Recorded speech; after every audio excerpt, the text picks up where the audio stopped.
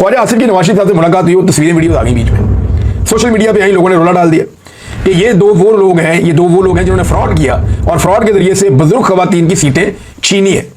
एक ने रेहाना डार की सीट छीनी है और एक ने यास्मीन राशिद की सीट छीनी है, और दोनों खवातीन ने 50,000 से ज्यादा की लीड से इन दोनों रवायती सियासतदानों को शिकस्त दी थी और उन दोनों खवातीन को निशानी इबरत बनाया गया, उनसे सीटें छीन ली गई 2 नंबरी करके, फ्रॉड करके। तो लोग इनकी खासी दुर्गत बना रहे हैं, सोशल मीडिया पे बननी भी चाहिए जैसा इन्होंने जुल्म किया है। एक और स्कैंडल भी नाज़रीन अभी जो है वो आ सकता है आने वाले दिनों में, लेकिन एक बात खातिर आप जमा रखिएगा कि एस्टेब्लिशमेंट को करप्शन में किसी किस्म की कोई दिलचस्पी नहीं है। पाकिस्तान में करप्शन खत्म करने में एस्टेब्लिशमेंट ने अपना काम निकालना होता है। घी सीधी उंगली से निकले वो निकाल लेते हैं, उंगली टेढ़ी करनी पड़े वो उंगली टेढ़ी कर देते हैं।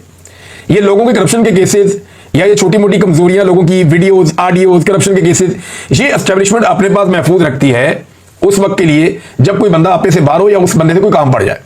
तो जब काम पड़ता है तो फिर ये उंगली टेढ़ी भी कर लेते हैं। ये उंगली टेढ़ी करने का थोड़ा सा इशारा आप समझ लें। एस्टेब्लिशमेंट को करप्शन से कोई मसला नहीं है। अगर एस्टेब्लिशमेंट को करप्शन से मसला हो तो चीनी और गंदम स्कैंडल में सबसे बड़ी करप्शन इस वक्त पाकिस्तान की अभी इस वक्त वो पड़ी हुई है। अगर एस्टेब्लिशमेंट को करप्शन से मसला हो तो NRO 2 भी ना देती और NRO 1 भी ना देती, जो इन्होंने दिया बार बार दिया। बहरहाल ये जो MNAs का फंड्स में जो पैसा दिया गया उसका भी ऑडिट करवाया जाए तो बहुत कुछ निकलेगा और सुथरा पंजाब में, पूरे पंजाब में PMLN की कारकर्दगी निकल आएगी। तो ये बड़ा जबरदस्त एक मामला है जो सामने लाया जा रहा है। कुछ लोग कह रहे थे कि जी मोहसिन नकवी को वज़ीर-ए-आज़म पाकिस्तान बनाया जाएगा और कुछ लोग कह रहे हैं कि ये मुमकिन ही नहीं है, ये कैसे हो सकता है, वो अकेला है, अगर उसको MNA बना भी देते हैं तो वो कैसे वज़ीर-ए-आज़म बनेगा। देखिए मैं आपको ये बात क्लियर कर दूं कि अगर उसको MNA बनाकर वज़ीर-ए-आज़म बनाना मतलूब हुआ पाकिस्तान की मिलिट्री एस्टेब्लिशमेंट को तो PMLN और पीपल्स पार्टी अच्छे बच्चों की तरह ये काम कर भी देंगे। अगर किसी को ये लगता है कि नवाज शरीफ इनकलाबी हो जाएगा या शहबाज शरीफ इनकलाबी हो जाएगा या जरदारी कहेगा कि नहीं ये नहीं हो सकता, तो ये जमीन आसमान का फर्क है इन बातों में, ये हो ही नहीं सकता। ये फौरी तौर पर मोहसिन नकवी को भी अपना वज़ीर-ए-आज़म तस्लीम कर लेंगे अगर इन्हें ऑर्डर आ गया तो, और ये इंप्लीमेंट ऐसे करेंगे कि आपको लगेगा जैसे सारा कुछ नेचुरल तरीके से हो रहा है। बहरहाल जब बनाना होगा मोहसिन नकवी को फिर, लेकिन मुझे अभी तो लगता है कि हनूज दिल्ली दूरस्थ ऐसी कोई बात मुझे दिखाई नहीं दे रही। नाज़रीन मलिक रियाज साहब के बारे में जो खबरें छप रही है ना, मेरे पास बड़ी पक्की इंफॉर्मेशन आई है, मैं आपके साथ शेयर करता हूं। एक तो मलिक रियाज साहब के एक रिश्तेदार हैं, ये उनके कज़न वसीम साहब इनका नाम, उन्हें गिरफ्तार कर दिया गया, गिरफ्तार नहीं अगवा कर दिया गया है और ये शख्स जो है उसको लापता कर दिया गया है, इसका पता नहीं चल रहा। मलिक रियाज वालों ने बहुत कोशिश की होगी, हाथ पांव मारे होंगे, उनके भी बहुत ताल्लुकात हैं अंदर बाहर, उन्होंने हर तरफ कोशिश की होगी, लेकिन ये बंदा नहीं छोड़ रही एस्टेब्लिशमेंट और दबाव डाल रही है। और इस बंदे का अब कुछ लोगों ने मुझे बताया कि इस बंदे का मलिक से डायरेक्ट कोई उस तरह ताल्लुक है नहीं, लेकिन मुझे हुकूमती लोगों ने एक दो बातें कंफर्म की जो मेरे सोर्स हैं गवर्नमेंट में।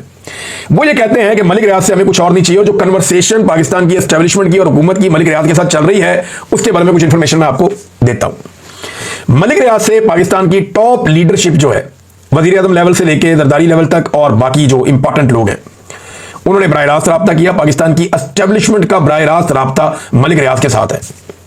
ये अगर किसी को लगता है रब्ता नहीं है तो ये गलत बात है, मलिक रियाज के साथ इन सब का रब्ता है। मलिक रियाज को ये ऑफर दी जा रही है और बार बार दी जा रही है, और मैं आपको जो ऑफर के अल्फाज है वो बताने वाला हूं कि उसे कहा गया कि मलिक साहब ताड़ी चांदी हो जाएगी, तो सिर्फ इमरान खान के खिलाफ गवाही दो आके कि इन्हें ताड़े को फायदा चुके हैं। तो इस पे मलिक रियाज ने इनकार कर दिया। अब चांदी हो जाएगा मतलब यह है कि ये करप्शन से तो एस्टेब्लिशमेंट को कोई फर्क नहीं पड़ता। ऐसी कोई बात नहीं है कि मलिक ने कोई करप्शन कर दी जिसकी वजह से सारी दुनिया यहां पे करते ही ऐसे काम है, अजीबोगरीब तो काम हो रहे हैं पाकिस्तान में।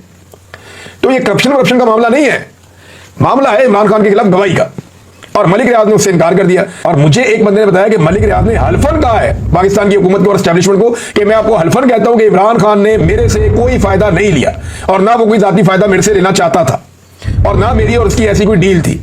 ये मलिक रियाज ने बाकायदा गवर्नमेंट को और एस्टेब्लिशमेंट को बताया और उसको जवाब ये दिया गया कि हमें पता है इस बात का, लेकिन हमें गवाही चाहिए। अगर गवाही दो, आपको निकालना हमारा काम है मलिक साहब, और आपकी चांदी हो जाएगी पाकिस्तान में, सारी चीजें आपकी नॉर्मलाइज हो जाएगी, बेफिक्र होकर पाकिस्तान में भी काम करो, बाहर भी काम करो, कोई नहीं छेड़ेगा।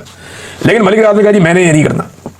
मुझे ऐसा लगता है कि मलिक रियाज ने सारी जिंदगी पैसा कमाया और पैसे को एंजॉय किया, और अब मलिक रियाज को हादसाती तौर पर जब इस सूरत का सामना करना पड़ा तो उसने जब इनकार किया तो पाकिस्तानियों ने उनको इज्जत भी बहुत दे दी, और जब पाकिस्तानियों ने मलिक रियाज को इज्जत दे दी तो अब लगता है कि मलिक रियाज साहब को वो भी पसंद आ गई, और अब वो नहीं चाहते कि जनाब वो इमरान खान के खिलाफ झूठी गवाही देकर अपना नाम जो है वो ऐसे लोगों में लिखवा ले जो कंप्रोमाइज्ड हैं, कमजोर हैं और कौम उनसे नफरत करती है।